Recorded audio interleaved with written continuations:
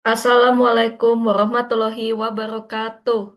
Shalom, Om Swastiastu, Namo Buddhaya, dan salam kebajikan.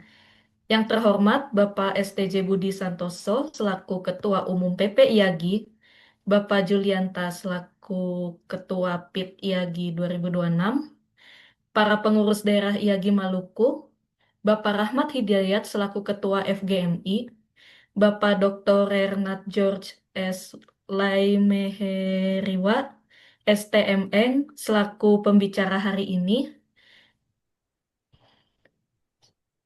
Selamat malam dan selamat datang di sesi ketujuh Virtual Technical Session Road to Geosis and 55th IAGI Annual Convention. Saya Josephine Puspitasari selaku Master of Ceremony akan memandu keberjalanan kegiatan VTS di sesi ini.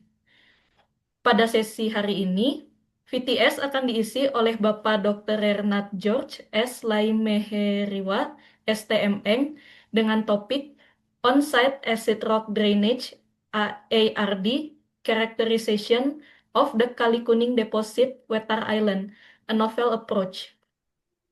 Sebelum kita memulai sesi pada hari ini, mari kita nyanyikan lagu kebangsaan kita sebagai bentuk rasa bangga kita terhadap tanah air kita.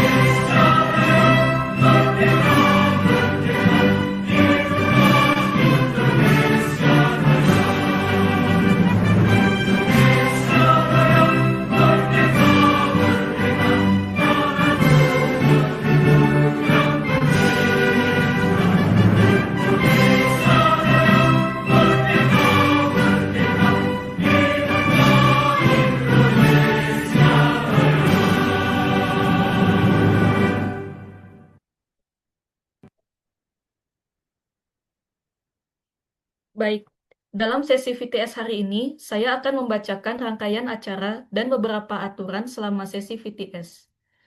Sesi VTS akan dibuka oleh MC dan dilanjutkan dengan menyanyikan lagu kebangsaan.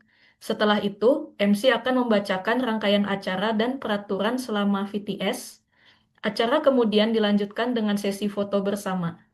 Berikutnya, acara dilanjutkan dengan sambutan-sambutan dari Ketua PPIAGI dan Ketua FGMI. Kemudian, acara akan dilanjutkan dengan pengenalan moderator dan narasumber. Kemudian dilanjutkan dengan penyampaian materi. Setelah penyampaian materi, acara akan dilanjutkan dengan sesi Q&A. Kemudian, acara akan diakhiri dengan penutupan. Untuk menjaga keamanan dan kenyamanan selama sesi VTS berlangsung, peserta diharapkan untuk menonaktifkan mikrofon selama sesi.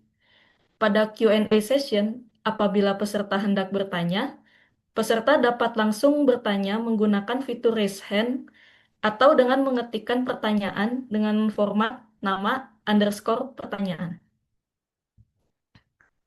Baik, acara kita lanjutkan dengan sesi dokumentasi. Para peserta dimohon untuk mengaktifkan kamera.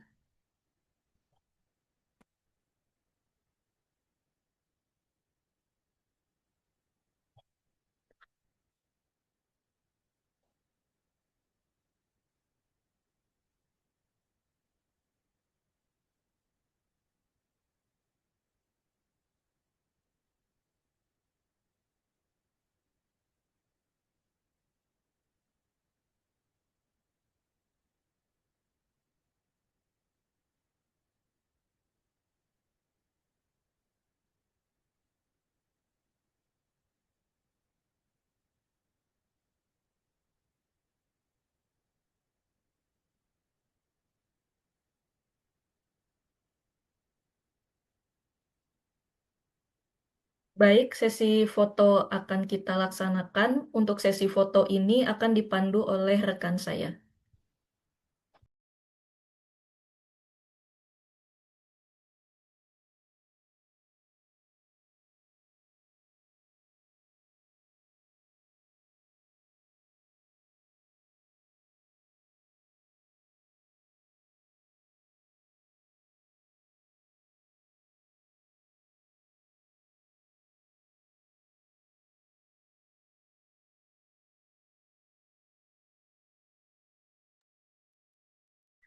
Baik, sesi foto sudah selesai.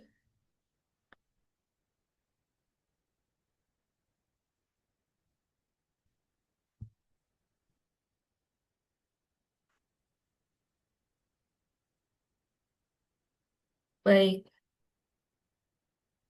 acara akan dilanjutkan dengan sambutan dari Bapak Rahmat Hidayat selaku Ketua Umum Forum Geosaintis Muda Indonesia. Untuk Bapak Rahmat Hidayat, tempat dan waktu kami persilahkan. Baik, selamat malam semuanya, Bapak dan Ibu sekalian. Assalamualaikum warahmatullahi wabarakatuh.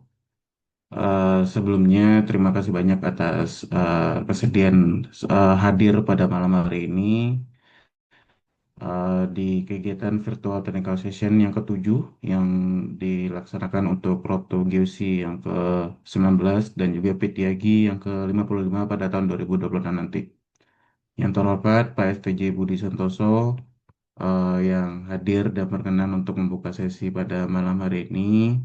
Lalu juga Bang Julianta dan juga segenap PP Yagi, beserta juga dari tim Yagi Pemda Maluku, Pak Hervin, dan juga Pak Elino, Pak George, dan tim pembicara dari Yagi Pemda Maluku, beserta juga seluruh teman-teman dan tim FGMI yang berkenan hadir pada malam hari ini. Pada virtual technical session ketujuh ini, Pak George pun akan membahas tentang karakterisasi untuk sebuah deposit, yang mana ya harapannya dari teman-teman yang memang bergerak di bidang ekstraksi dapat menjadi salah satu wadah diskusi juga. Dan kami terima kasih juga ini sesi kedua IAG Pemda Maluku juga untuk mengisi VTS, di mana eh, banyak hal yang pengen dari Yagi Pemda Maluku ingin share ke kita, baik itu terkait yang sebelumnya itu juga di VTS sesi keempat dan sekarang sesi ketujuh. Semoga ini dapat terus menjadi kolaborasi positif dari keluarga besar Yagi, baik itu dari tim Pemda bersama juga dengan anak organisasi yaitu kami FGMI. Mungkin sekian dulu pembukaan dari sisi kami. Saya dari mewakili teman-teman FGMI mengucapkan terima kasih atas kehadiran Bapak Ibu sekalian dan juga Pak Hervin dan Pak George atas kesediaannya untuk mengisi pada sesi malam hari ini, juga tim PPI Yagi bersama Pak Budi untuk membuka sesinya. Demikian dari kami. Selamat malam. Wassalamualaikum warahmatullahi wabarakatuh. Waalaikumsalam warahmatullahi wabarakatuh. Terima kasih Bapak Rahmat Hidayat atas sambutannya.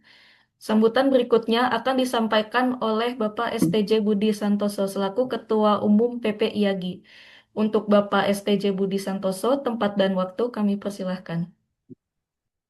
Baik, terima kasih. Selamat malam, Mbak Josephine. Bismillahirrahmanirrahim. Assalamualaikum warahmatullahi wabarakatuh.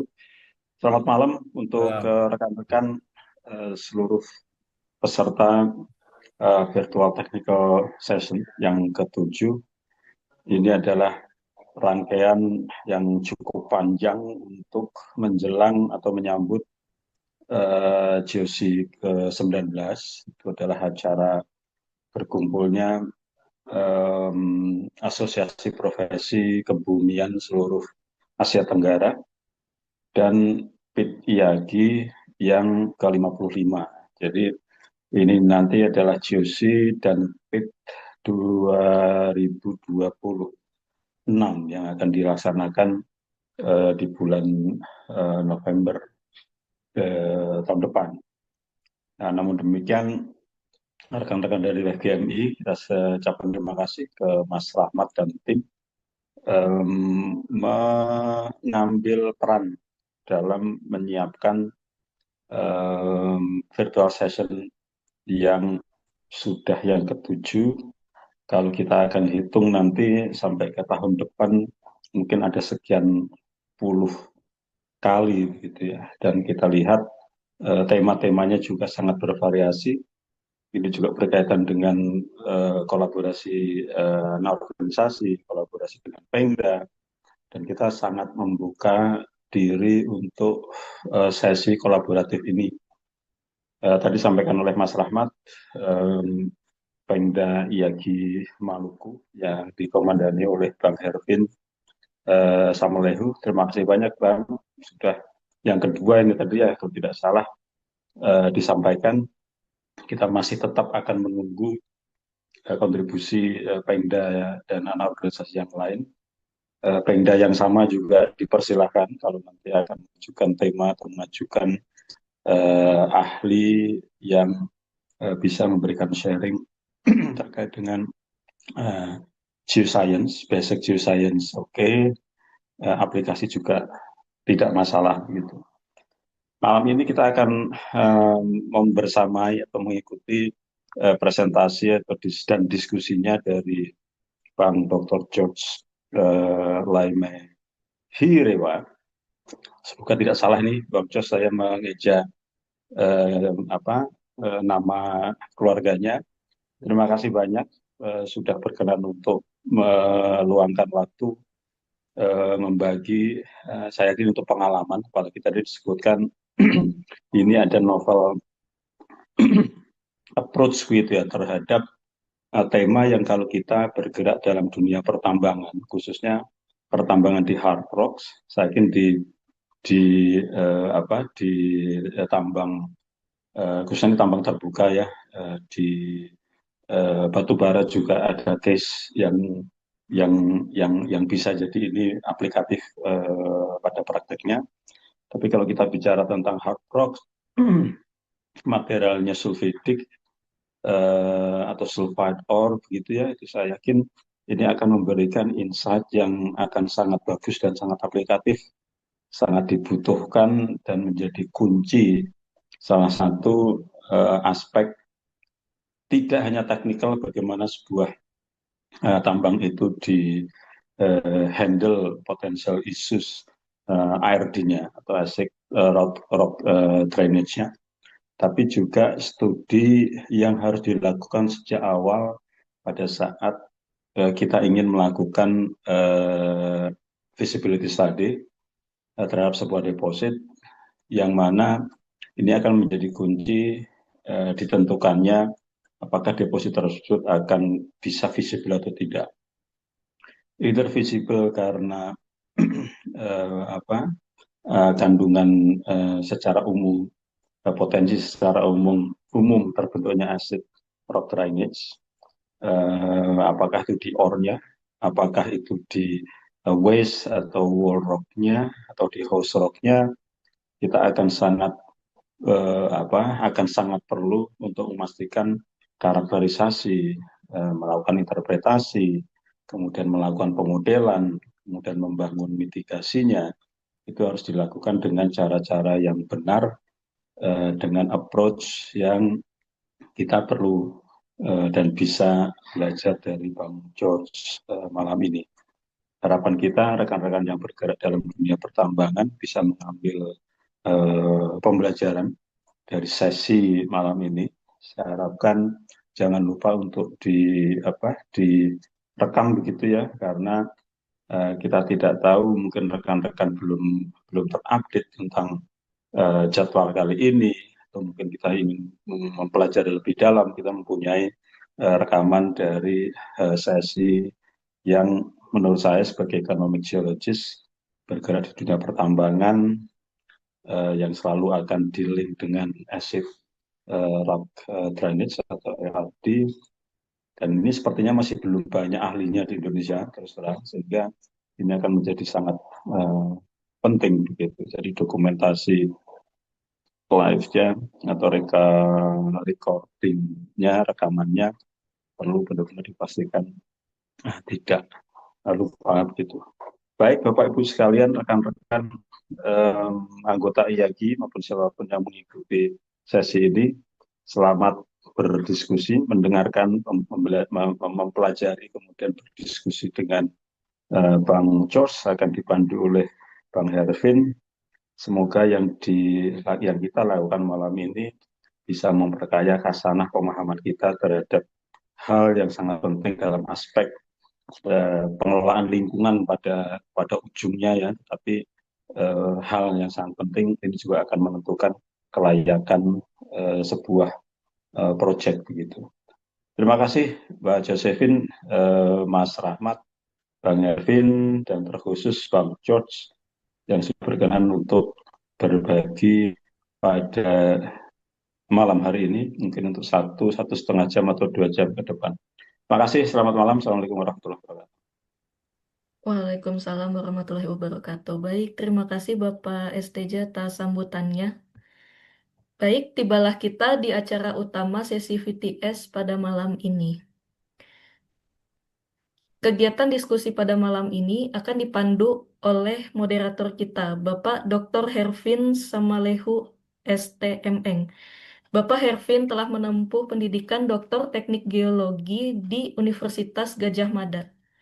Bapak Hervin telah memiliki beberapa pengalaman sebagai Kepala Bidang Ketenaga Listrikan atau GATRIK, Ketua IAGI Maluku, dan Penasehat Hagi Maluku. Untuk Bapak Hervin, tempat dan waktu kami persilahkan. Baik, terima kasih Dek Josephine.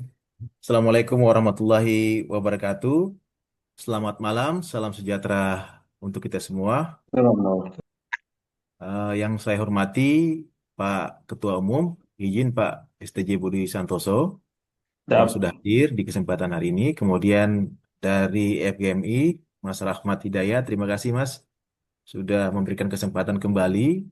Dan mohon izin ini di hari yang sama ya, jadi kami berkolaborasi dengan FGMI. Jam 4 sore tadi saya memandu untuk kegiatan bootcamp FGMI kolaborasi dengan IAGI Maluku, dan Alhamdulillah saat ini juga kita kegiatan di jam setengah 9 malam ya, waktu Indonesia bagian Timur, untuk kegiatan VTS yang kedua kalinya. Sebelum mulai saya sapa dulu yang ada di sini, izin senior kami, mohon izin Pak Sutarto. Insya Allah sehat selalu Pak, izin. Malam, Pak Baik, Erwin, siap lama Pak. ketemu nih. Ini saya Siap. datang khusus mau menyapa Mas Erwin ini. Baik, siap. Ada Pak Kemudian, STJ juga.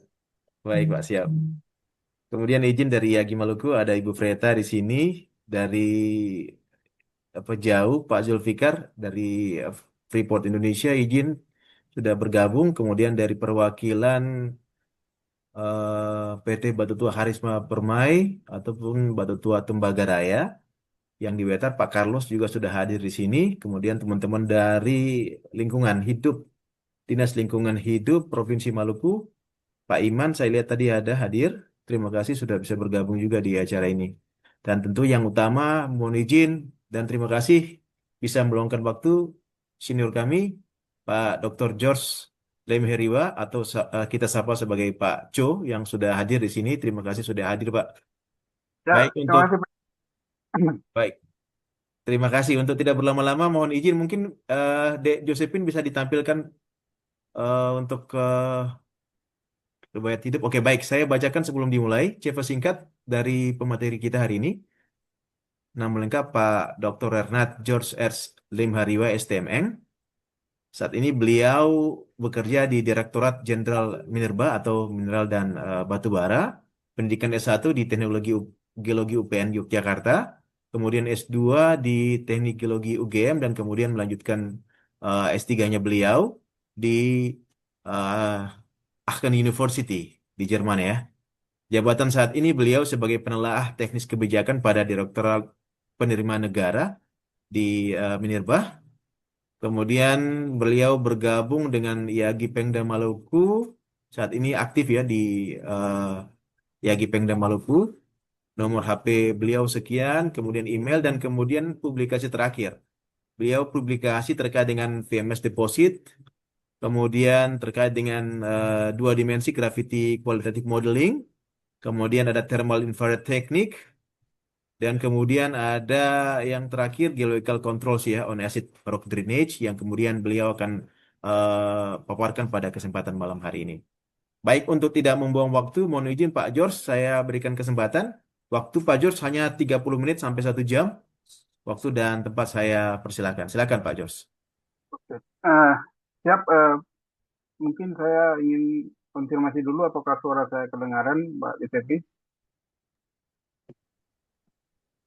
Halo? Suara oke Pak, kedengaran Pak. Lanjut Pak. Baik, Assalamualaikum warahmatullahi wabarakatuh. Selamat sore, Salam.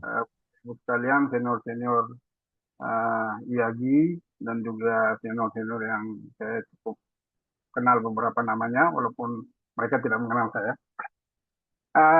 Terima kasih atas kesempatan yang diberikan malam ini. Mungkin untuk tidak membuang-buang waktu, saya lanjut saja, langsung saja ke pemaparan materi.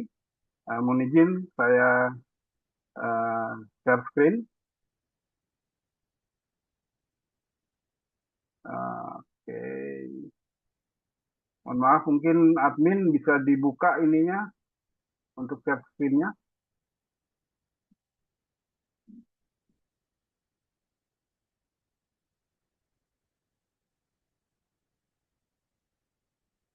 Oke.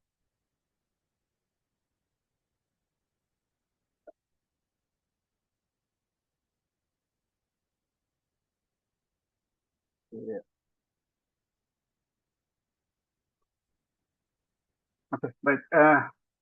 Terima kasih Bapak Ibu sekalian. Saya pikir judul dari presentasi malam ini sudah cukup dijelaskan tadi oleh Bang Hervin dan juga oleh Pak Ketua IAGI, Pak STJ.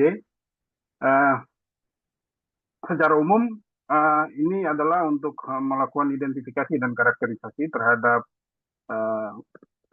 keterdapatan dari acidic drainage, atau mungkin di Indonesia kita lebih familiar dengan menyebutnya air asam tambang. Penelitian ini dilakukan di deposit Kali Kuning di Pulau Wetar. Mungkin ada orang Batu Tua Tembagaraja di sini juga bisa ikut untuk menyebarluaskan hasil dari penelitian saya sekitar 3 tahun yang lalu di sana. Oke, kita lanjut. Secara umum, secara general, kita semua mengakui bahwa pertambangan baik itu mineral maupun batu bara itu memberikan kontribusi yang signifikan buat pembangunan Indonesia. Mungkin di tabel sebelah kiri kita itu ada pertumbuhannya terhadap GDP kita, bangsa Indonesia, dari tahun 2006 sampai ke 2022. Jadi ini data terakhir itu di kuartal pertama 2023. Kalau kita lihat trennya cukup signifikan, dia naik, kecuali hanya pada beberapa tahun mungkin pengaruh COVID di situ. Begitupun hal yang sama di total kontribusi dari sektor pertambangan terhadap kumulatif ekspor dari Indonesia, itu juga bergerak cukup positif setiap tahunnya, dan mungkin sampai terakhir ini juga berkembang cukup baik. Begitupun mungkin similar dengan pendapatan negara dari sisi PNBP dari pertambangan minerba ini cukup positif, berkembang dari tahun ke tahun. Nah, kemudian ini ada sebuah brainstorming saja dari saya. Jadi sampai sejauh ini di dalam pengelolaan pertambangan minerba di Indonesia, kita secara spesifik belum punya hitungan yang fix, atau mungkin kita belum melakukan perhitungan secara komprehensif seberapa luas dampak dari keterdapatan air asam tambang yang ada di dalam seluruh site pertambangan yang ada di Indonesia. Itu mungkin merupakan sebuah challenge buat kita, menjadi tantangan buat kita ke depan, sehingga untuk kita mengukur bagaimana sebuah operasi pertambangan itu dia visible secara ekonomi dan juga secara lingkungan. Sebenarnya mungkin salah satu faktornya kita ambil dari luasan dari pengaruh air asam tambang yang eh, ada di dalam setiap lokasi tambang. Ini kurang lebihnya seperti ini. Kalau kita lihat sebenarnya saya mengambil pendekatannya dari bukaan luasan reklamasi. Jadi memang dari grafik yang ada dari 2015 sampai Oktober 2025, ini saya ambil dari buku saku SDM, itu kita hanya mencatat luasan reklamasi. Nah, luasan reklamasi kita saja, itu pun belum 100% memenuhi daripada luasan bukaan lahan yang ada di dalam pertambangan. Sehingga kalau dari luasan reklamasi saja kita masih belum memenuhi, belum equal dengan bukaan lahan, apalagi kalau kita bicara lebih detail, misalnya tentang luas lahan terdampak akibat paparan dari air asam tambang ini. Oke, mungkin kita mulai saja bahwa air asam tambang ini bukan fenomena yang baru dalam sejarah. Sudah lama sekali diamati oleh banyak filosofer dari luar. Juga sudah banyak juga dilihat dalam kehidupan masyarakat pada zaman-zaman sebelumnya.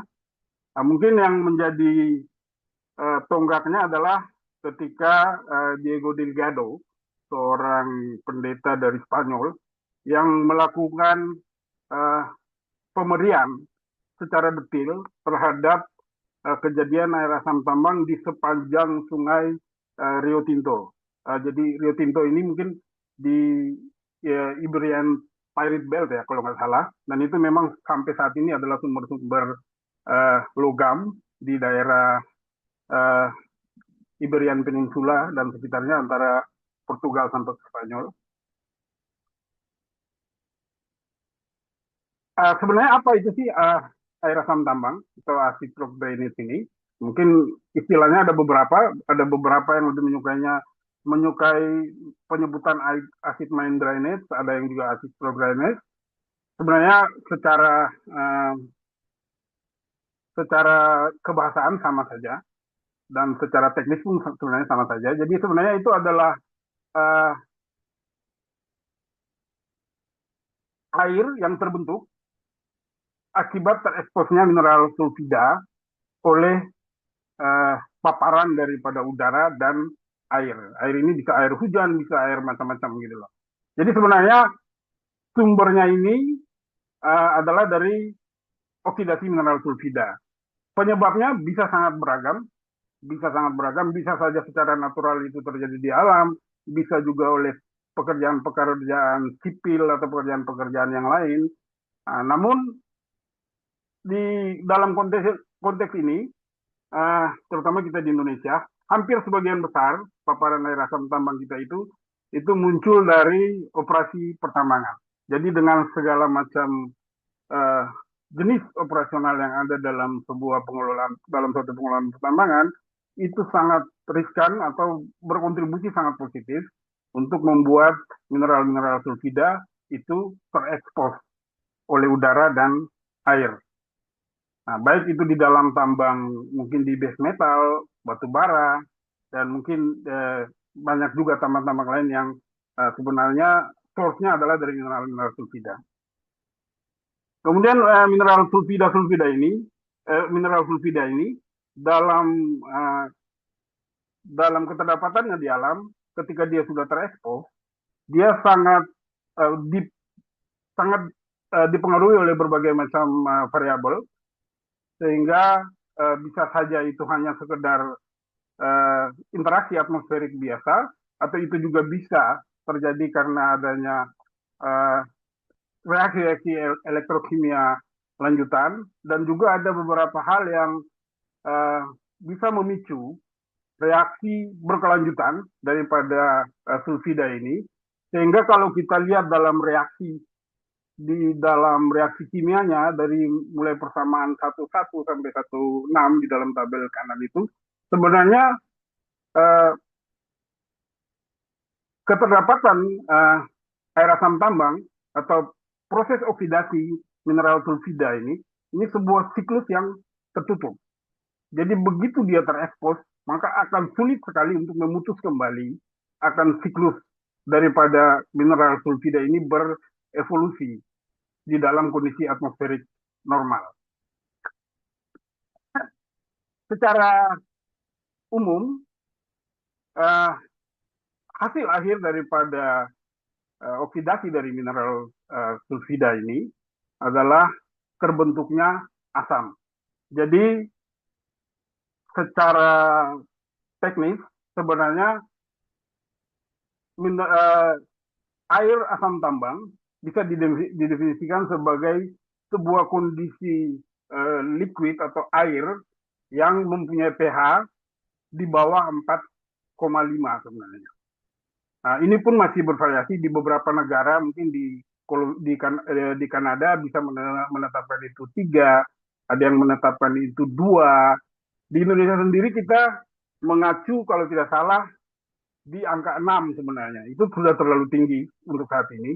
Sehingga dalam beberapa report yang saya baca dari perusahaan pengelolaan lingkungan, dari perusahaan-perusahaan tambang, itu memang jelas akan kita mengunderestimate potensi keterlambatan air asam tambang karena memang pH range yang diatur dalam peraturan perundangan kita terlalu tinggi saat ini. Mungkin itu menjadi bahan pertimbangan bagi kita untuk bagaimana kita mencari formulasi yang tepat, menentukan pH yang sesuai dengan karakteristik alam kita, karakteristik di mana atmosferik di Indonesia seperti apa sih sebenarnya itu. Oke. Ini adalah praktek industri yang umum yang sudah terjadi, yang umumnya terjadi saat ini baik di Indonesia maupun di seluruh belahan dunia. Kalau kita lihat dari gambar yang ada di sebelah kiri, itu bahwa hampir semua metode-metode karakterisasi daripada air asam tambang itu masih bergantung pada sistem industri. Bukan sistem industri, maksudnya masih bergantung pada laboratory service. Jadi artinya semua proses untuk mengkarakterisasi maupun mengidentifikasi air asam tambang itu selalu akan dimulai dari lab.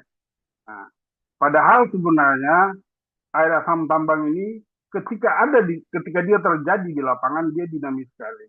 Jadi itulah kenapa salah satu postulat di dalam air asam tambang ini itu menganggap bahwa sebenarnya pengujian laboratorium, baik jenis tes apapun terhadap air asam tambang, itu bukan on-site base. Artinya dia tidak menjawab kondisi lapangan. Jadi ketika sampel diangkut dari lokasi tambang dibawa ke sana, akan jauh berbeda kondisi atmosferik, kondisi pelapukan daripada sampel itu dengan ketika dia terbentuk alami di alam, di tempatnya gitu loh. Sehingga itulah yang menjadi kelemahan sampai saat ini bahwa industrial practice daripada karakterisasi air asam tambang ini itu tidak efektif dan tidak bisa dikategorikan secara 100% sebagai sebuah prediction test. Itu yang pertama. Kemudian yang kedua, kita masih membutuhkan banyak sekali laboratory testing untuk melakukan karakterisasi. Bahkan di saat awal pun, pada saat sebuah program air asam tambang itu kita jalankan di dalam program lingkungan sebuah perusahaan, itu kita langsung memulai dengan hal-hal yang menurut saya juga sangat laboratory based lah gitu. Artinya semua harus dilakukan di laboratorium. Sementara di lapangan kondisinya bisa jauh berbeda dengan apa yang dihasilkan di laboratorium. Kemudian yang ketiga, banyak ahli juga sudah menotis bahwa semua pola-pola karakterisasi laboratory testing ini itu banyak yang tidak applicable, dalam arti dia juga tidak memperhitungkan bahwa uh, kondisi reactivity daripada waste atau daripada sampel itu tidak semata-mata tidak semata-mata hanya dipengaruhi oleh inherent daripada sampel itu, tapi ada faktor-faktor lingkungan lain di sekitarnya yang sangat mempengaruhi. Itulah sebabnya kenapa karakterisasi air asam ini harus bisa dilakukan di lapangan. Karena di lapangan kita berbenturan dengan faktor-faktor biologi, kita berbenturan dengan faktor-faktor mineralogi, ada begitu banyak reaksi kimia lanjutan yang bisa saja terjadi di lapangan, tapi mungkin tidak terjadi di laboratorium. Oke, kita mungkin lanjut ke yang berikut. Oleh karena itu, maka dalam praktek di Indonesia sendiri, seperti yang saya jelaskan sebelumnya tadi, kurang lebih Indonesia masih menganut sistem yang sama, pola yang sama dengan yang diadopsi di global. Cuman yang terjadi di Indonesia itu memang secara jumlah itu sampai sejauh ini yang saya tahu sedikit. Dalam arti bahwa hanya perusahaan-perusahaan yang memang punya komitmen tinggi terhadap lingkungan, ya, yang mau mengaplikasikan penelitian tentang air asam ini atau mungkin melakukan karakterisasi. Nah, itu mungkin ya beberapa perusahaan besar misalnya seperti Freeport, mungkin kalau logam-logam mungkin seperti Agincorp di Martabe juga ini, kemudian di Newmont juga mungkin. Tapi beberapa perusahaan base metal yang mungkin skalanya jauh lebih kecil atau bahkan yang mungkin pada penambangan tradisional IPR itu sama sekali tidak memperhitungkan hal ini. Kemudian dalam perspektif kita di dalam pertambangan yang sejauh ini yang saya cermati juga bahwa air asam tambang itu dianggap sebagai sebuah masalah kemudian. Jadi kita selalu bereaksi ketika ada air itu terdapat di lapangan. Ketika airnya sudah muncul gitu loh. Ketika air asam sudah muncul di lapangan. Jadi misalnya setelah kita gali pit selesai, setelah ada pit lake dan dia jadi asam, baru kita ribut ini bagaimana mengamankan pit lake ini, bagaimana kita melakukan mitigasinya gitu loh. Tapi kita tidak berbicara dari awal bagaimana kita membangun sistem yang dapat melakukan mitigasi dan pencegahan dimulai pada saat kita melakukan feasibility tadi yang mungkin tadi Pak STJ sudah singgung. Tapi kalau saya mungkin lebih jauh lagi, bagaimana pada saat kita melakukan eksplorasi, kita bisa sekalian melakukan itu. Itu jadi pertanyaan yang menurut saya harus kita encourage untuk para explorer kita atau perusahaan-perusahaan tambang kita yang bergerak di eksplorasi untuk bagaimana seiring sejalan. Jadi kita mencoba melakukan karakterisasi deposit dan kita juga melakukan karakterisasi lingkungan di sana. Oke, oleh karena itu maka pertanyaan tadi bisa dirangkum ke dalam 4 domain ini. Tujuannya adalah hanya 2, yaitu 1, bagaimana kita menemukan sebuah metode karakterisasi ARD yang efektif dan bisa diaplikasikan di Indonesia. Kemudian bagaimana kita membuat best practice-nya. Sehingga kita best practice yang khusus bisa diaplikasikan dalam konteks geologi Indonesia, dalam konteks lingkungan Indonesia. Itu mungkin pertanyaan mendasar. Oke, mungkin secara background teori kita udah cukup lama di situ. Mungkin kita langsung masuk ke proses karakterisasinya saja. Jadi secara geologi, nah ini sebuah hal yang menarik juga, bahwa sebenarnya untuk sampai ke tujuan yang tadi saya maksudkan dalam pembicaraan sebelumnya, maka faktor geologi sebenarnya memegang peran kunci di sini, memegang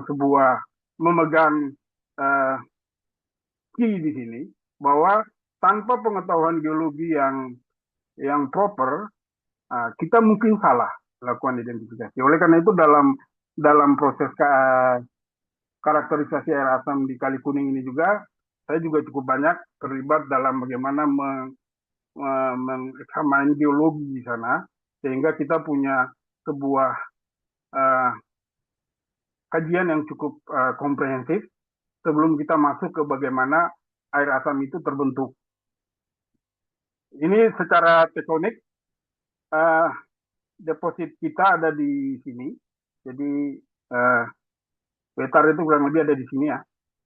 Jadi dia masuk ke dalam, kalau menurut Wang et al. 2023, dia masuk ke di MB12, Metallogenic Belt 12, itu merupakan Sunda Banda Arc ya kalau nggak salah ini ya. Ya, merupakan Sunda Banda Arc. Di sana Wetar itu ada di ujung daripada Sunda Banda Arc. Ini adalah profil tektoniknya secara grafis. Kita bisa lihat posisi Wetar ada di mana, kemudian hubungannya dengan posisi lempeng saat ini, posisi tumbukan saat ini ada di mana, kemudian di backup-nya itu ada beberapa gunung-gunung api yang masih aktif di jalur Banda. Itu bisa kita lihat di sini. Ini saya ambil dari Skutney tahun 2005. Kemudian geologi dan stratigrafi. Secara geologi, sebenarnya ini adalah Wetar ini secara umum dia didominasi oleh vulkanik klasik ya, vulkanik klasik sedimen, dan ada komposisinya itu bisa dasitik, bisa andesitik, juga ada beberapa basaltik di sana. Namun secara umum dia terbentuk dalam lingkungan vulkanik klasik. Dia terjadi pada saat Pulau Wetar masih berada di bawah permukaan laut. Ini kurang lebih stratigrafinya. Kalau kita lihat di stratigrafi ini cukup jelas terlihat bagaimana suksesi batuannya dan bagaimana si endapan base metal di Wetar ini terbentuk. Kemudian secara model, sebenarnya Wetar ini kalau secara klasifikasi menurut USGS atau dalam GLE 2007, itu masuk ke bimodal felsic type ya. Dia berasosiasi sama vulkanik klasik, kemudian dia ada di continental margin, kemudian komposisi felsic vulkaniknya itu maksimal hingga 70% dengan mafic yang lebih sedikit. Kemudian klasik materialnya bisa macam-macam, bisa campuran dari vulkanik, bisa juga dari sedimentary, bisa juga ada yang dari lainnya, artinya maksudnya dari satuan-batuan lain yang hancur atau yang mungkin menjadi yang tersedimentasikan kemudian di atas endapan daripada black smokernya di dalam setting tektoniknya Pulau Wetar. Nah, ini kondisi batuan di lapangan. Kalau kita lihat secara umum sama, dia menunjang dari hipotesa-hipotesa yang tadi, dari klasifikasi yang tadi sebelumnya. Kemudian ini ada orogenesisnya. Ini yang menarik dari sini adalah di gambar sebelah kanan ini, kalau kita lihat di Skutney juga, itu dia melakukan sebuah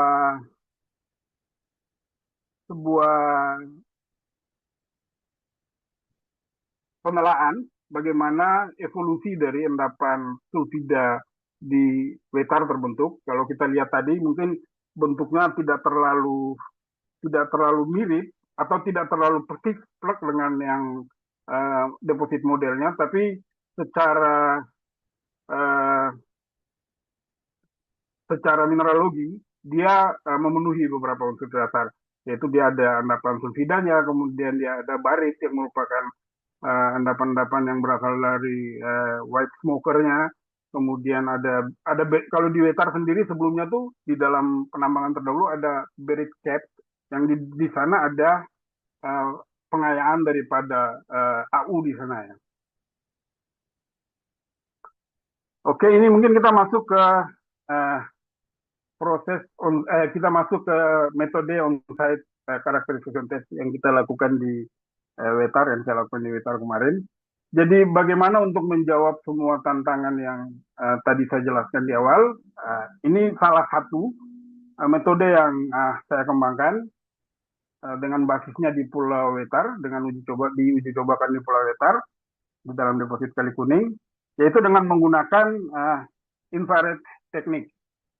Jadi infrared infrared thermographic test ini, infrared teknik ini sebenarnya sudah banyak dipakai. Mungkin kalau kita familiar, orang-orang inspeksi gedung itu sebenarnya selalu memakai infrared untuk mengidentifikasi bocoran. Bahkan mungkin kalau industri migas juga ada ya, dipakai untuk mencoba mapping ada bocoran atau ada apa gitu. Di dalam aplikasinya ada banyak sekali sudah dipakai. Di dalam beragam ilmu, bahkan ada di geoteknik juga dipakai untuk mengidentifikasi fracture dan zona-zona lemah di dalam batuan. Kemudian ada yang dipakai untuk landslide juga ada. Kemudian ada yang dalam vulkanologi juga sudah pernah diterapkan. Yang di dalam air asam tambang ini sudah juga diterapkan, tapi dia masih under explore. Artinya dia sudah diterapkan, tapi dia belum menjawab apa yang tadi menjadi pertanyaan bahwa dia efektif apa tidak. Nah, jadi ada penemuan dari Dr. Moser sama Knobloch tahun 2020 dan 2023 itu juga melakukan karakterisasi air asam tambang. Yang membedakan dia dengan metode yang saya lakukan adalah Dr. Moser melakukannya pada pada sampel yang core. Jadi core diambil dari lapangan, dari korsit, kemudian diuji dengan metode infrared thermographic test. Sementara yang saya lakukan kemarin di Wetar adalah langsung melakukan metode mengaplikasikan infrared test pada batuan di lapangan. Jadi dalam kondisi intact rock. Jadi langsung di lokasi gitu. Oke, kenapa ada pikiran itu? Pertama karena dalam prakteknya penggunaan hidrogen peroksida sebagai katalisator ketika kita melakukan analisis infrared test itu sifatnya eksotermik, sehingga dia melepas panas. Sehingga ketika panas yang dilepas itu akan direkam suhunya. Kemudian dalam perhitungan lebih lanjut, suhu itu akan similar dengan potensi dari asam yang akan dibentuk oleh batuan yang sama. Gitu. Itu prinsip dasarnya sebenarnya. Kemudian yang kedua, kita bisa melakukan itu dalam cakupan yang luas dengan sampel yang banyak dengan waktu yang cepat dan efektif, dan itu bisa kita lakukan di lapangan. Jadi makanya tadi saya mengharapkan kalau bisa sebenarnya explorer bisa nih melakukan ini, eksplorasi geologis bisa melakukan ini. Ini hal yang simpel sebenarnya. Nah, oleh karena itu saya pikir ini patut kita kembangkan lagi untuk bagaimana apakah ini memang bisa feasible untuk kita aplikasikan di Indonesia saat ini. Hanya satu syarat dalam kita melakukan tes ini, yaitu pertama kita harus melakukan dalam kondisi batuan itu lebih cool, lebih dingin. Artinya ketika di siang hari dalam kondisi tropis di Indonesia, maka batuan itu dia akan menyerap panas cukup banyak karena kita matahari bersinar cukup banyak dengan intensitas yang tinggi, sehingga panas itu akan terserap dalam batuan. Bagaimana caranya kita mengakali itu? Yaitu kita buat ketika batuan sudah mengalami cooling time. Jadi mungkin kalau saya sendiri kemarin saya melakukan antara jam 2 malam sampai jam 5 subuh. Di situ kondisi ambien temperaturnya sudah lebih tenang, dalam arti bahwa pengaruh dari panas dari yang disimpan dalam batuan sudah cukup terlepas kembali setelah malam, ya gitu, sehingga batuan hampir mendekati kembali dalam kondisi normalnya. Itu prinsip kita harus menghindari paparan panas berlebihan pada saat kita melakukan tes ini di lapangan.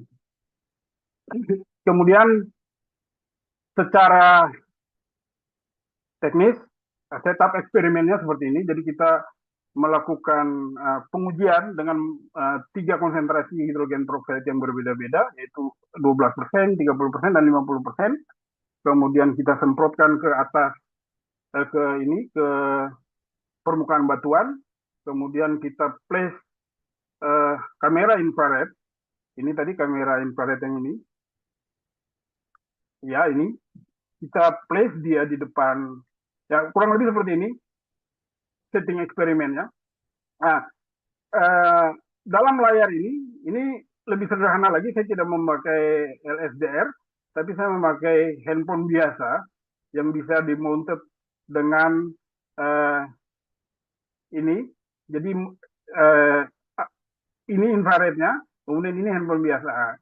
Dari sini akan muncul, akan terbaca, dia akan membaca suhu seperti ini.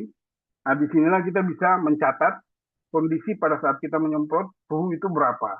Kemudian kita tunggu mungkin sampai dia cooling down sekitar 5-10 menit. Di situ kita lihat pergerakan suhu daripada pergerakan panas yang dilepaskan oleh batuan tersebut. Oke, ini adalah parameter-parameter yang kita catat dalam eksperimen. Dan di sebelah dalam tabel ini adalah tabel bagaimana kita mengakuisisi data lapangan tadi. Jadi bisa kita lihat bahwa pergerakan panas yang dilepas oleh tiap, jadi sampel ID ini adalah mewakili beberapa jenis tipe batuan di lokasi, dan kita lihat bisa berbeda-beda di sini. Akan jelas kelihatan. Mungkin kalau yang paling kita perhatikan adalah di temperatur difference-nya ini. Semakin tinggi temperatur difference ini, maka dia berpotensi besar untuk menggenerate asam yang tinggi. Ini adalah data analisisnya. Kalau kita buat perbandingan ketika kita memakai 12%, kemudian 30% dan 50% konsentrasi hidrogen peroksida, kita lihat bahwa di 50% ini akan dilihat kondisi gap suhu yang sangat maksimal dan rentang waktu yang tidak banyak, mungkin hanya sekitar 2-3 menit itu terjadi, dan kemudian dia akan cooling down secara normal ke temperatur awalnya. Jadi disinilah kita bisa melihat bahwa ini menjadi sebuah indikator awal bahwa batuan ini dia berpotensi mengeluarkan mengenerate asam yang cukup tinggi ketika dia terekspos. Kemudian data dari tadi dari on-site measurement tadi, kemudian kita kalibrasi, kita validasi dengan data off-site. Jadi data off-site measurement adalah data teknik yang sama yang kita pakai di luar lapangan, artinya bukan di luar lapangan, artinya di lokasi yang lain. Kalau bisa sebenarnya di laboratorium, tapi yang saya lakukan, saya tidak lakukan itu di laboratorium, tapi saya lakukan itu di camp karyawan ya. Di sana yang penting kita pastikan bahwa parameter-parameter dasar dari kondisi laboratorium itu terpenuhi, misalnya suhu, pencahayaan, dan lain-lain. Di situ kemudian kita lakukan. Apakah hasil dari off-site measurement dan on-site measurement ini saling mendukung? Jawabannya iya, saling memverifikasi di sana, sehingga polanya itu kurang lebih juga sama. Ini kalau kita lihat prosesnya seperti ini di off-site measurement. Kemudian di off-site measurement, jadi ketika hidrogen peroksida terpapar ke dalam batuan, karena dia itu intak, maka dia bisa saja hidrogen peroksidanya habis sebelum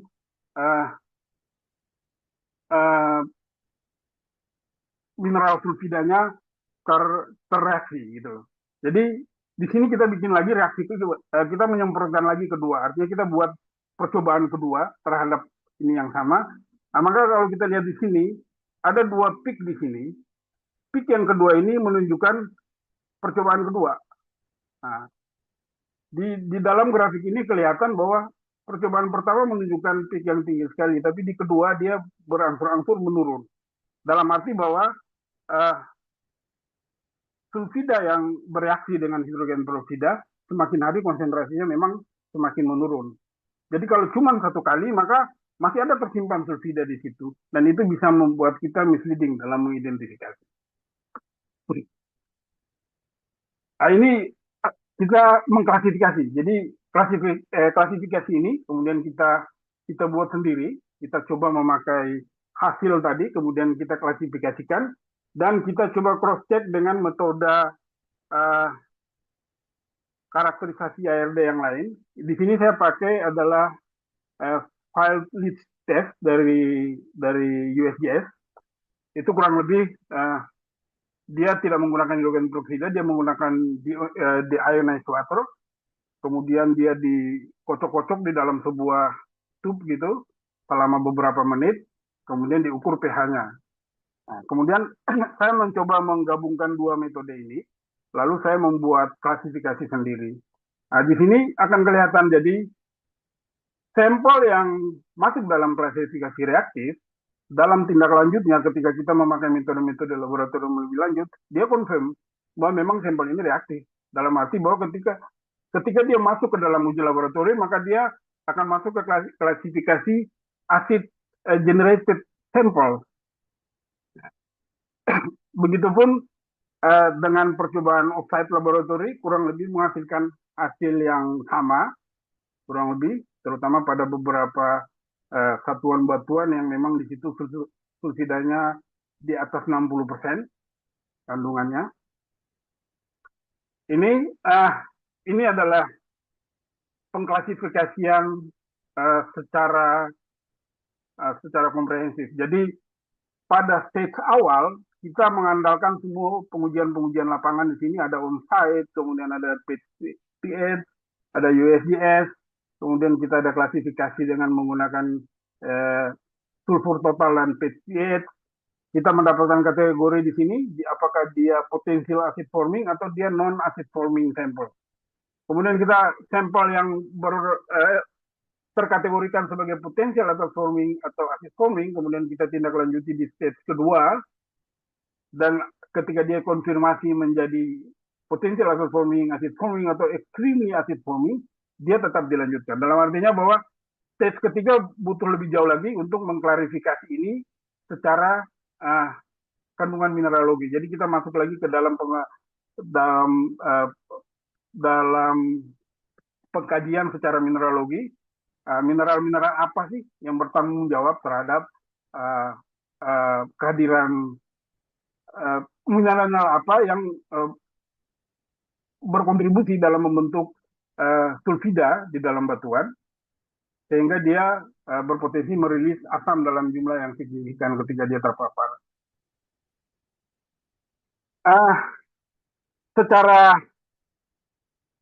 Secara umum, penelitian ini juga sudah cukup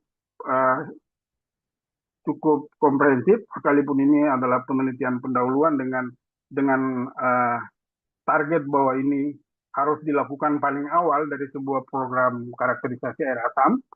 Namun kita juga harus kita menotis lah beberapa potensi pengembangan daripada sistem ini. Di antaranya mungkin kita harus menggunakan perangkat perekam suhu yang lebih komprehensif, yang akurasinya jauh lebih tinggi. Itu akan membuat kita lebih mudah melihat pola-pola pergerakan dari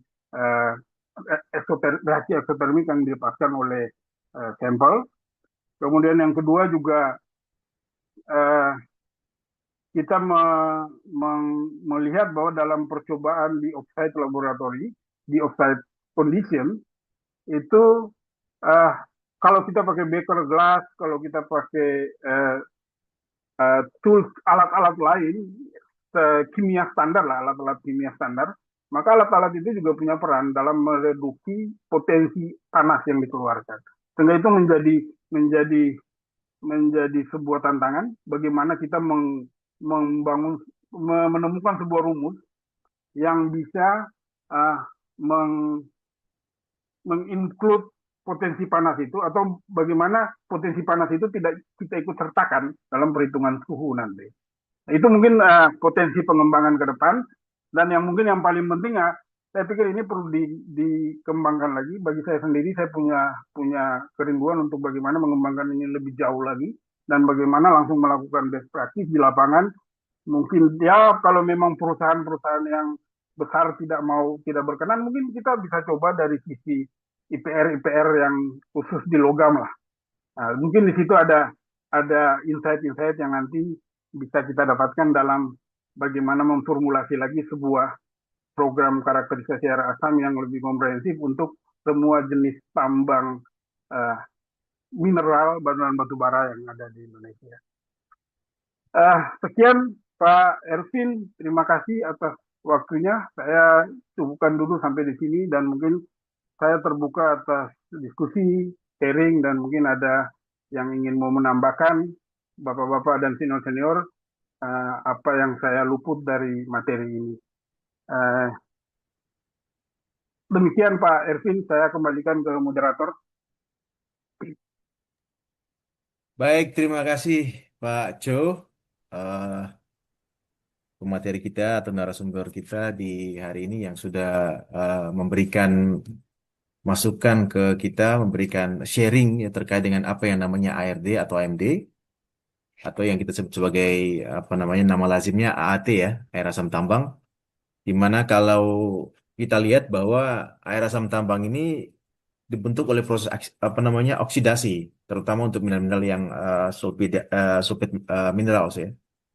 Dan kemudian ini bisa terjadi tidak hanya pada batuan yang hard rock, umumnya hard rock, tapi juga seperti soft rock, seperti batu bara, ya, ada pembentukan pirit di situ, itu juga bisa terbentuk atau memicu terjadinya air asam tambang itu.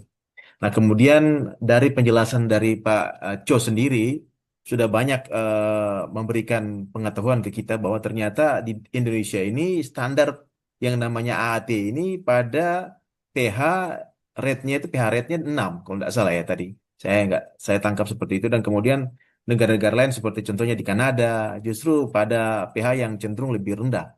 Misalnya sampai pH 3 ya, itu yang kemudian saya tangkap. Kemudian dari penjelasannya Pak Cho juga ini banyak menjelaskan tentang karakterisasi daripada AAT ini yang dimana dari apa namanya industrial practice ini masih belum aktif sebagai sebuah prediction test ya. Kemudian permasalahan AAT ini terbatas hanya pada beberapa perusahaan, kemudian hanya digunakan pada beberapa perusahaan multinasional. Mungkin kita bisa lihat seperti di Martabe, Taman Martabe, mungkin di Freeport. Nanti mohon saya izin, saya lihat di sini ada Pak Viko, Bang Zulfikar dari Freeport. Mungkin bisa nanti ada masukan atau mungkin tambahan terkait dengan yang namanya manajemen AAT di Freeport. Mohon izin Bang Viko. Kemudian tujuan daripada ARD atau AMD ini bagaimana caranya menciptakan sebuah metode yang aplikatif dalam di Indonesia. Nah, kemudian Pak Cho juga tadi memaparkan terkait dengan geological setting, baik dari litologi yang ada di apa namanya di Wetar ya, di Kali Kuning, kemudian masuk dalam deposit VMS type, dan kemudian beberapa metode yang kemudian digunakan untuk karakterisasi daripada AIT ini seperti contoh infrared thermographic test yang kemudian di sini beliau langsung mengambil sampel. Biasanya itu ada diambil sampel di core, tapi Pak So ini ambil sampel langsung intake di lokasi ya Pak Cho, saya izin. Jadi beliau langsung Ya, ambil sampel di lapangan dan kemudian beliau mencari posisi di mana cooling temperatur tidak terlalu panas ya, tidak hot, tapi beliau cari yang lebih dingin yang kemudian bisa digunakan dalam namanya infrared thermographic test. Nah, kemudian klasifikasi sampel, beliau kemudian menjustifikasi hingga pada apa namanya sampel yang kemudian bisa dikarakterisasikan misalnya PAFV, potential acid forming ya, yang kemudian beliau karakterisasi lebih lanjut untuk pendekatan-pendekatan dalam menganalisis atau mengkarakterisasi yang namanya air asam tambang ini. Itu kira-kira yang saya bisa resumi dari Pak Jo. Nah, kemudian mohon izin mungkin yang ingin bertanya, saya buka sesi pertanyaan. Silahkan yang ingin bertanya terkait dengan materi dari yang disampaikan oleh Pak Cho. Silakan. Mungkin lanjut saja dengan tanpa langsung dengan menggunakan speaker aja, Bang Viko. Silakan, Bang. Bang Viko, monitor. Ya, Ya, silakan, makasih silakan Bang Pak Viko. Hervin. Selamat Baik, malam. selamat malam. Siap. Assalamualaikum. Ya, sorry, Waalaikumsalam. Siap. saya nggak bisa online lagi ini. Oke, cuma mau tanya ya Pak. Selamat malam Pak George. Jadi saya tertarik juga dengan pengukuran Bapak yang dilakukan di lapangan di Kali Kuning ini. Karena saya ingin tahu aja itu pertama mineral sulfide yang sulfide yang di sini kita bicarakan. Apakah hanya iron sulfide saja yang sangat spontan untuk bereaksi saat terjadinya oksidasi, atau juga copper sulfide juga berperan dalam pembentukan ARD? Itu yang pertama. Terus yang kedua, apa namanya? Untuk pengukuran temperatur di dalam batuan ini juga kalau memang salah satunya kayak iron sulfide, apa mempertimbangkan batas kandungan sulfida ini dalam batuan. Maksudnya Bapak ada sekian persen, di atas sekian persen baru saya lakukan. Di bawah sekian persen saya nggak perlu lakukan karena potensinya sangat kecil untuk menghasilkan ARD yang banyak gitu. Itu aja sih Pak. Terima kasih. Baik, terima kasih Bang Viko. Mungkin bisa langsung dijawab ya oleh Pak Cho. Silakan Pak Cho. Baik, Pak Viko. Jadi ini pertanyaan menarik. Yaitu pertama, apakah hanya iron sulfide yang menyumbang ARD? Jadi iron sulfide ini karena reaksi umum dalam ARD ini memang disulfur, ditulis atas basis iron sulfide, FeS2 sebenarnya, ya, pirit sebenarnya yang bereaksi. Tetapi apakah hanya pirit yang bereaksi sebagai pembentuk air asam? Sebenarnya tidak. Jadi apapun jenis sepanjang dia berikatan dengan sulfur, ya, mau itu Cu sulfide, mau itu apa, sebenarnya dia berpotensi menghasilkan asam. Cuman ada satu kondisi yang tadi saya jelaskan di slide tadi ada saya sebutkan. Jadi ada yang namanya galvanic effect. Jadi galvanic effect itu adalah kondisi jika ada dua mineral sulfide, entah itu iron sulfide dengan thiosulfide, itu dia saling menolak, bro. Secara kimia, ketika dia bereaksi, dia tidak akan saling menyatu. Nah, ketika dia tidak menyatu, dia akan ketika terbentuk dalam air, misalnya ketika air kemudian menyinari dia teroksidasi, kemudian air turun, kondisi atmosferik mengenai dia, itu akan membuat nilai atau potensi dari air asam yang terbentuk itu jadi underestimate, jadi malah berkurang.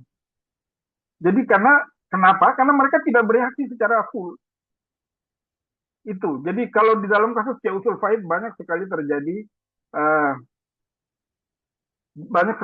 galvanic effect itu. Sehingga misalnya dalam kasus saya ya, yang saya kemarin lakukan di Wetar itu kan juga Cu sulfide-nya juga ada gitu loh. Nah, jadi kalau kita hanya melakukan semata-mata pada basis dengan melakukan penelitian menggunakan tadi infrared thermographic, maka kita akan ketipu. Dikiranya, oh ini dia nggak ada suhunya kok. Artinya panasnya tidak signifikan gitu loh.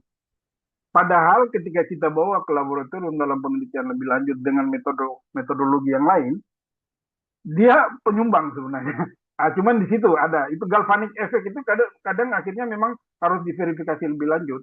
Jadi kalau saya bawa ke konteks tadi, bagaimana saya menentukan sebuah batuan itu dia pembawa air asam atau tidak. Jadi sebelum saya melakukan proses pengukuran suhu tadi dengan thermographic test, saya melakukan screening dulu Pak terhadap sampel. Jadi terhadap lokasi saya melakukan screening dulu. Screeningnya seperti apa? Gampang. Saya bawa 50% hidrogen peroksida dalam botol, saya semprot-semprot aja ke permukaan-permukaan batuan gitu. Saya semprot-semprot aja dulu gitu. Dari situ saya sudah dapat insight awal nih. Oh, ini kayaknya ini bisa gitu kan. Nah, nanti kemudian setelah saya melakukan itu, kan ada hasil hasil kalau geologis kita tahu lah ini. Oh, ini CO sulfide nih kita. Sampelnya juga saya angkut, Pak. Jadi sebenarnya di sini eh, kita nggak bisa menyelesaikan masalah langsung bahwa oh kita langsung batasi di lapangan. Itu yang pertama tidak bisa. Jadi memang pada ujung-ujungnya semua sampel itu memang harus kita bawa karena untuk lebih komprehensif pengujian laboratorium yang membuktikan itu.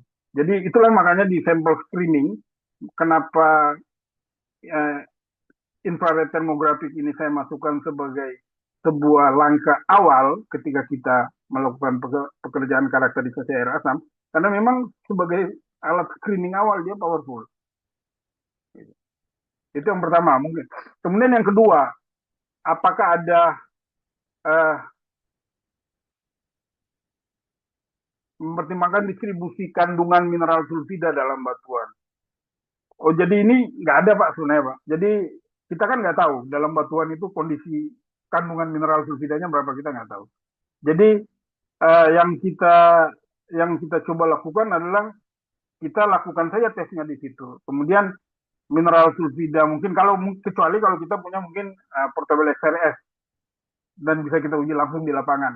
Mungkin kita bisa tahu secara kasar, oh sekian konsentrasinya. Tapi kalau dalam kasus saya tidak pakai batasan di situ. Jadi sepanjang dia itu mineral sulfida dan mungkin secara pengetahuan geologi saya udah tahu bahwa oh ini sulfidik nih, ini or ini bagian dari or, ini mungkin uh, mendekati or atau ini apa gitu kan suksesi batuannya bisa kita tahu sehingga saya tidak ada batasan di situ, saya langsung aja melakukan aplikasi ke lapangan. Nah, nanti konfirmasi lebih lanjut bahwa ada berapa persen sulfida yang ketika dilakukan pengujian infrared dia mampu bereaksi secara maksimal, melepaskan panas secara maksimal, atau dia tidak mampu melepaskan panas secara maksimal, itu sebenarnya pengujian lain lagi dengan metode laboratorium yang lain.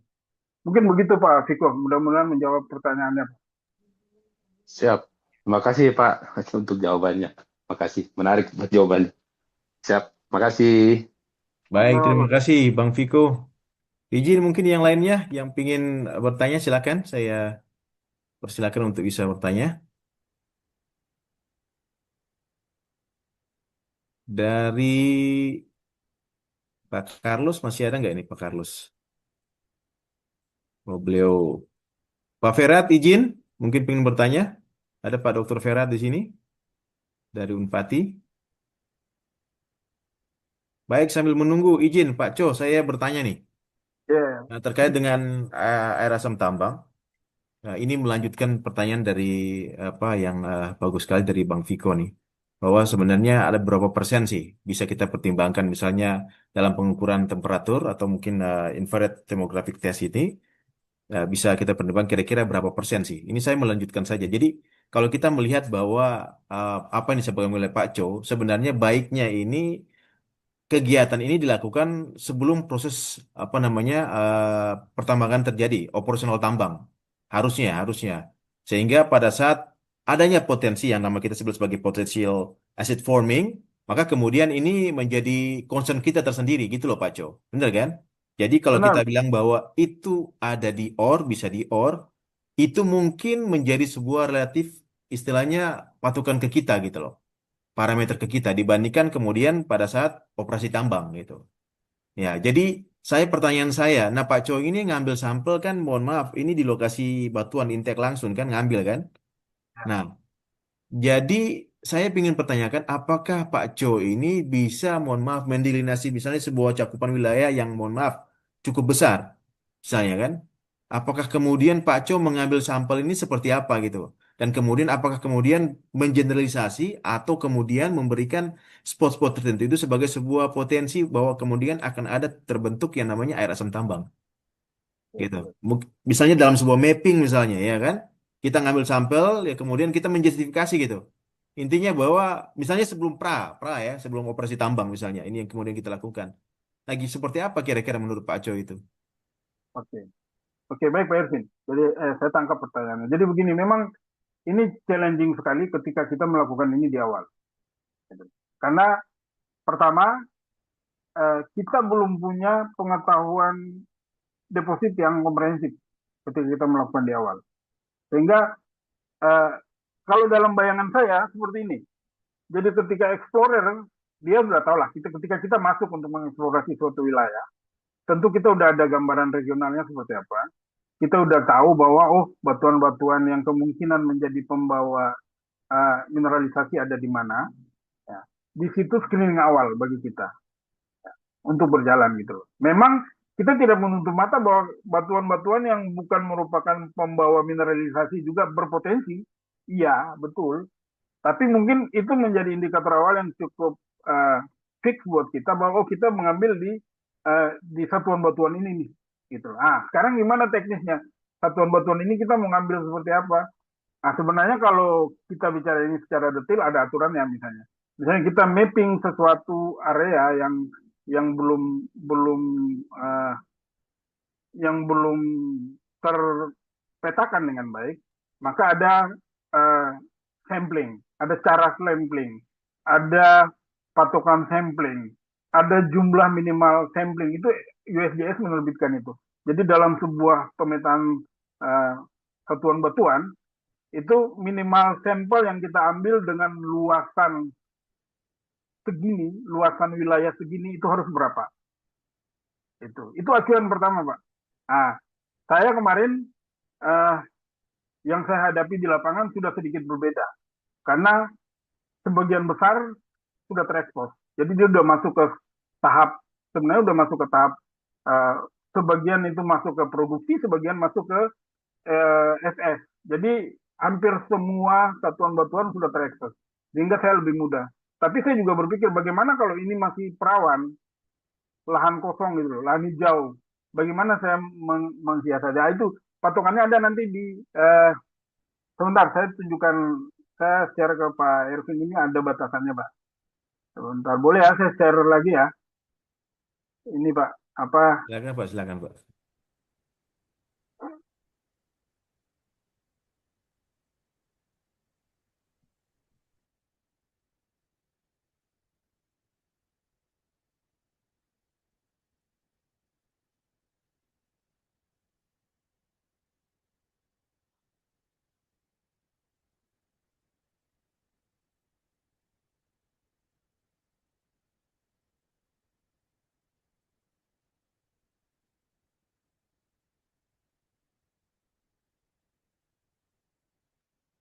Ini Pak, ini jawabannya ada di sini. Jadi di dalam ini, ini ada menurut Price 2009, ini ada maksimum number of sampel yang bisa kita ambil dalam setiap masa batuan yang berbeda dalam ton. Ini ada jumlahnya, ada tonasinya.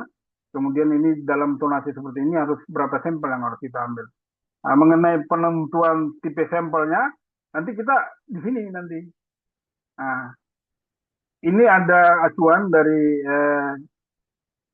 British Columbia mengenai bagaimana kita melakukan sampling ARD jika kondisinya itu belum terekspos. Gitu. Nah, di sini kita bisa lihat di sini. Nah, kalau mengenai detail bahwa sebuah sampel nanti harus bagaimana teknis di lapangan, sebenarnya kaidah-kaidah sampling sudah ada di situ. Misalnya kita buat grid atau dan sebagainya, di situ masuk sebenarnya. Cuman tinggal kita salah satu tools yang paling penting menurut saya tadi, makanya saya tekankan geologi. Karena pengetahuan geologi sangat signifikan ketika kita melakukan ini. Kalau kita geologinya tidak tidak tidak proper, kita misleading banyak. Begitu Pak Irvin. Oke, baik Pak Jo, terima kasih atas jawabannya. Baik, yang lain izin, mungkin yang ingin bertanya, silakan.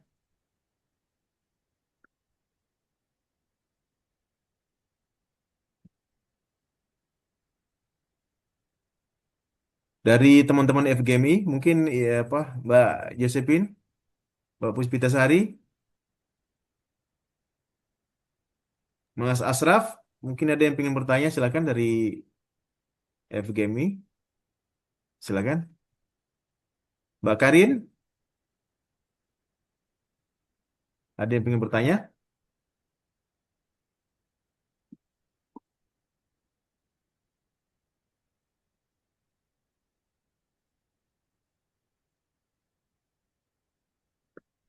Baik, sambil menunggu lagi Pak, izin diskusi lagi. Oh, ada.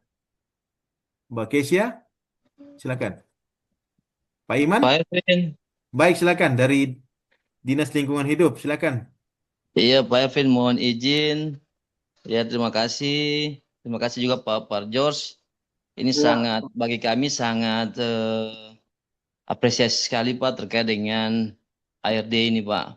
Memang selama ini kami dari lingkungan hidup provinsi itu sering bertanya mengapa kok bisa kali itu jadi kuning gitu ya.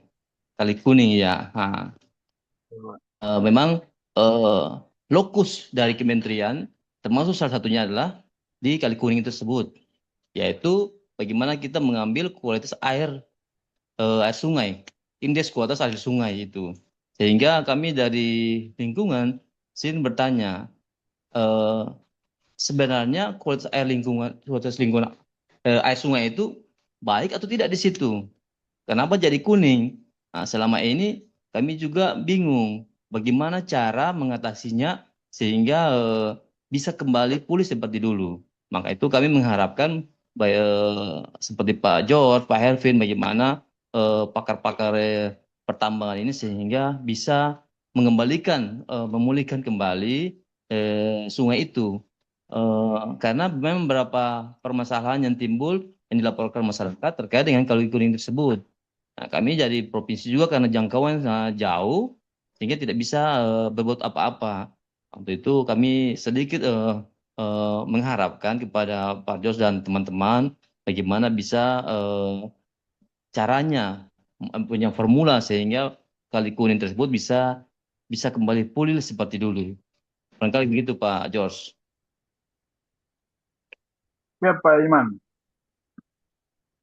Ya, mungkin saya sambung aja langsung Langsung ya aja Pak. Pak. Izin Pak Jadi, Jo, silakan lanjut aja.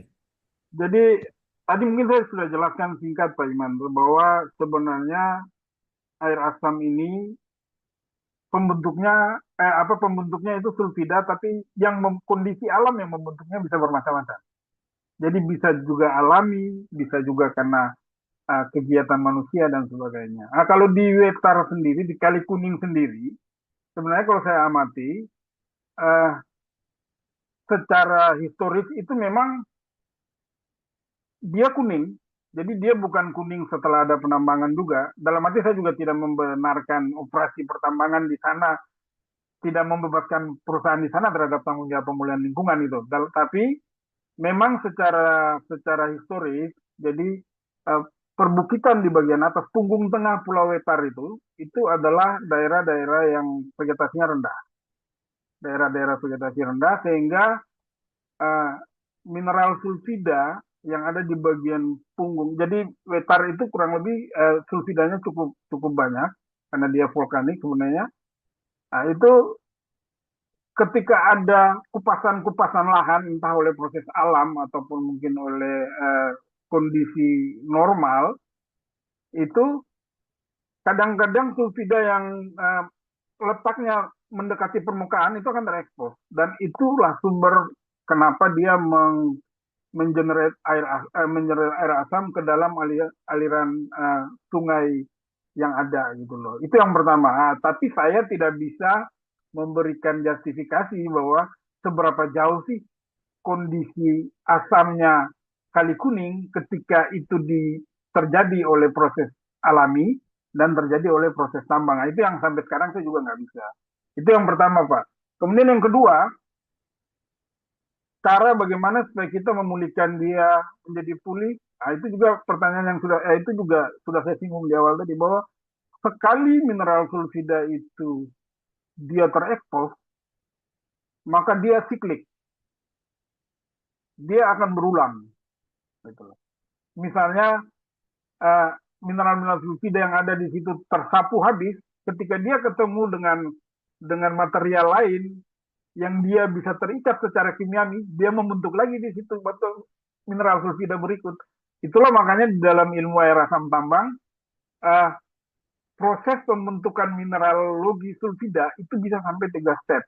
Jadi yang utama, kemudian ada yang sekunder, kemudian ada yang tersier.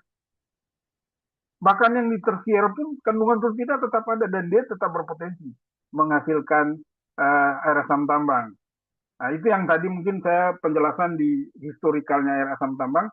Jadi di Rio Tinto itu kan udah ratusan tahun lah kejadiannya gitu loh. Bahkan mungkin mineral sulfida utamanya udah hilang. Tapi ada mineral-mineral sulfida baru, tersekunder dan tersier, yang kemudian terakumulasi kembali. Gitu loh. Nah, jadi ada misalnya kalau yang saya tahu misalnya dari copper sulfida itu dia bisa mengenerate ada yang namanya kalkansit.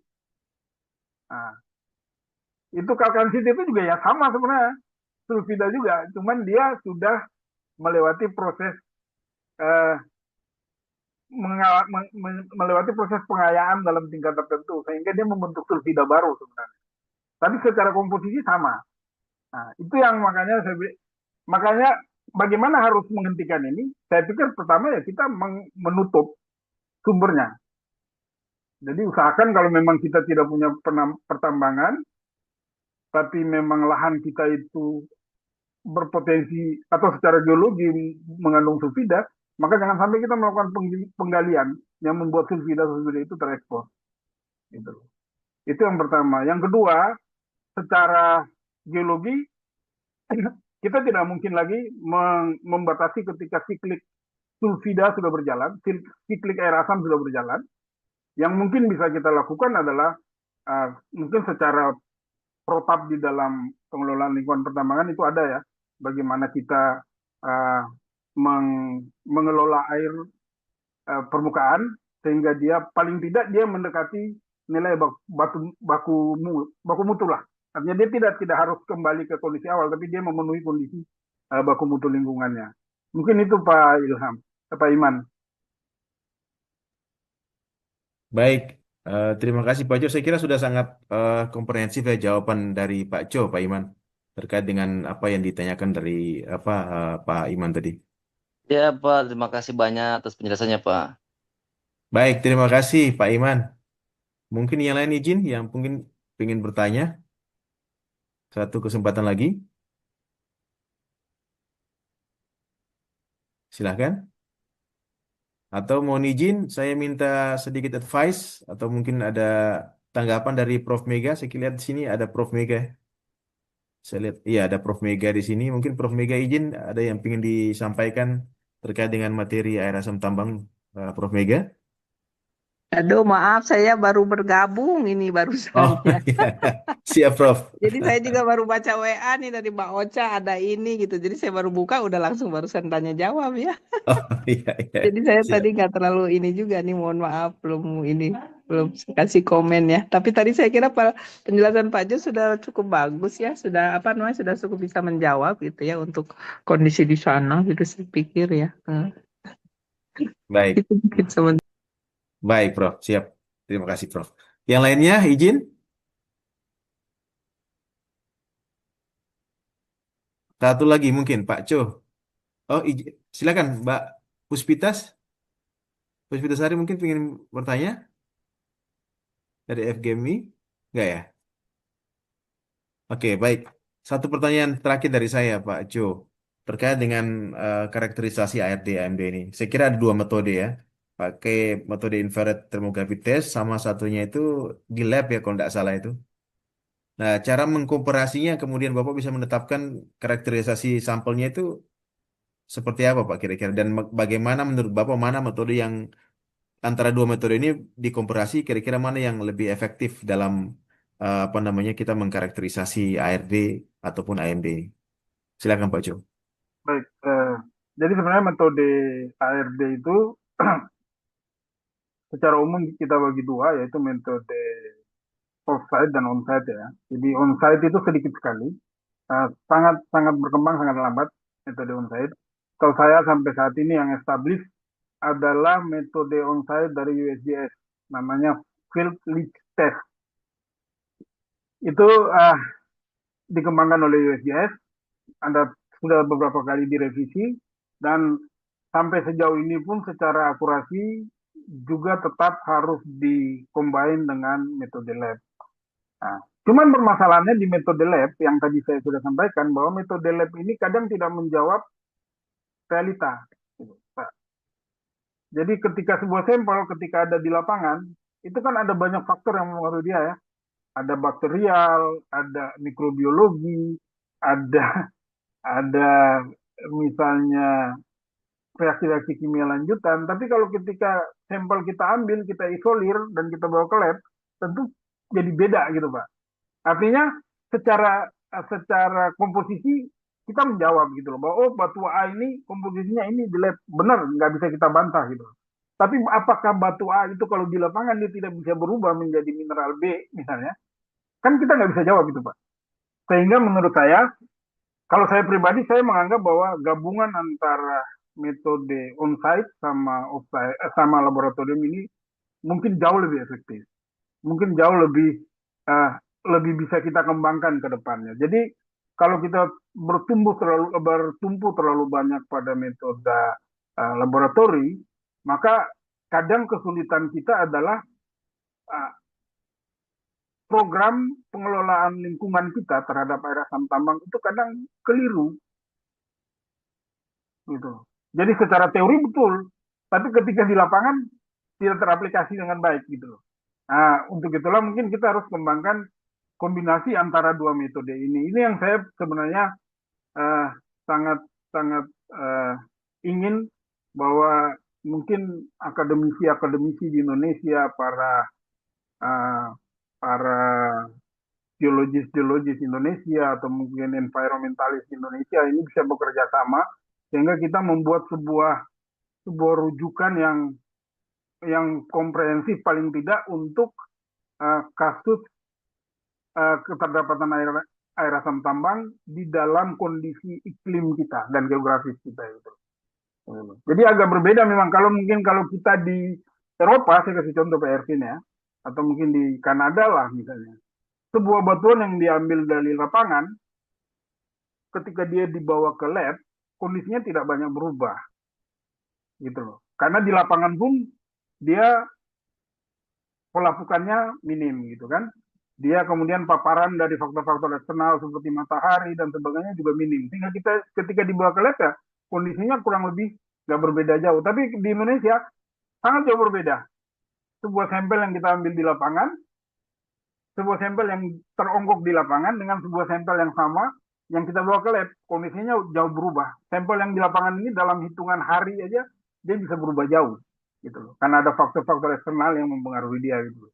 Nah itu yang makanya ini menjadi sebuah challenge buat kita, environmentalis di Indonesia, kemudian geologis juga. Bagaimana kita menemukan sebenarnya bagaimana sih kita mengkarakterisasi air asam ini dengan komprehensif untuk lokus kita, tambang-tambang di kita ini. Sehingga ke depannya, pertama karena memang juga kita belum punya standar yang cukup baku dan rigid dalam mengelola air asam tambang ini. Yang kedua ya, kita bikin itu sebagai best practice untuk bangsa kita gitu loh. Dan ke depannya mungkin ya, siapa tahu mungkin ada negara tropis lain yang mau mengadopsi gitu. Kurang lebih begitu mimpinya Pak Ervin. Baik, terima kasih. Sangat menarik sekali, Pak Jo, terkait dengan hal ini. Saya cuma tadi bertanya karena saya ingin membandingkan kedua metode. Ternyata dua metode ini tidak bisa dibandingkan. Tetapi kalau dibatukan lebih bagus on-site dan kemudian dengan off-site atau laboratory test ya. Itu sangat baik apabila digabungkan untuk mengkarakterisasi yang namanya ARD atau AMD. Baik, saya kira tidak lagi pertanyaan. Saya kembalikan ke MC untuk bisa ditutup. Izin mungkin Mbak Puspitasari atau mungkin Pak Rahmat, silakan. Terima kasih.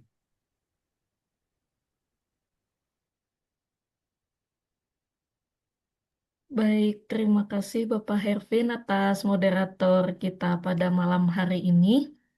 Tidak terasa bahwa sesi VTS pada hari ini telah tiba di penghujung sesi. Terima kasih atas segala partisipasi segenap peserta dan mohon maaf apabila terdapat kekurangan pada sesi VTS pada hari ini. Sebelum acara ditutup, kami mengingatkan seluruh peserta untuk mengisi form feedback untuk mendapatkan e-certificate. Saya Josephine Puspitasari pamit undur diri. Wassalamualaikum warahmatullahi wabarakatuh.